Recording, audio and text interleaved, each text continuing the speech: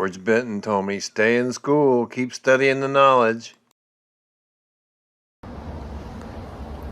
So I'm telling these stories about Piggy and Tony because I wish every person who had a real sincere interest in boxing could have mentors like that. It was really important for me. I don't know where you find that anymore, but you find the old guys, got to ask them questions. You got to find them something to eat, include them in the conversation. It's a young man's sport, and old people get, left out. And when I used to be around gyms, there would be watery-eyed old guys standing off to the side, and somebody would whisper, "He used to have Sammy Goss," or something like that. And they looked like they were starving, and what they were starving for was somebody to work with. What they were starving for was somebody to, create. It didn't happen anymore. And this, you think, okay, so what, some old guy, but it's happened to every one of them. If they lived to be old, they get excluded. So, that, it's definitely the case with me. I'm out to pasture here working with 2 girls in the backyard. But I'm loving it, and that's what it's all about. We got love of the game here.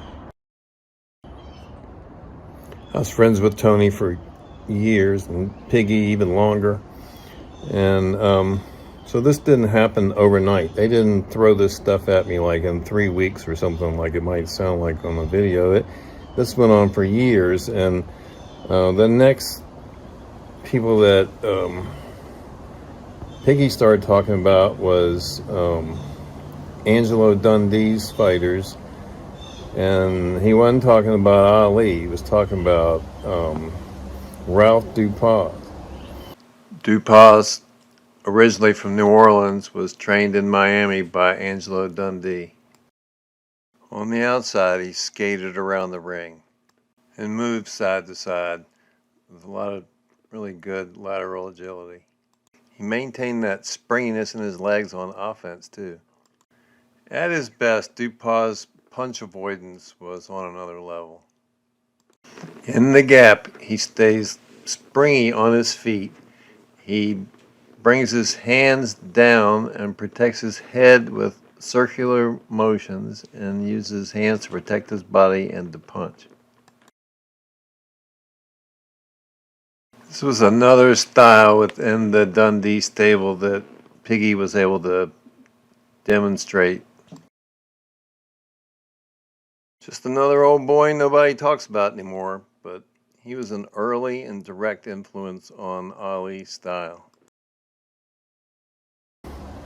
Tony had some personal dislike for Angelo. I don't know what the story was. He had worked for Chris Dundee, and he did not like Angelo.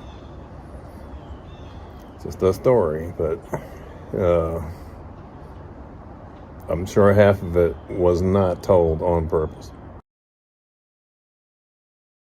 Hey, thanks for watching.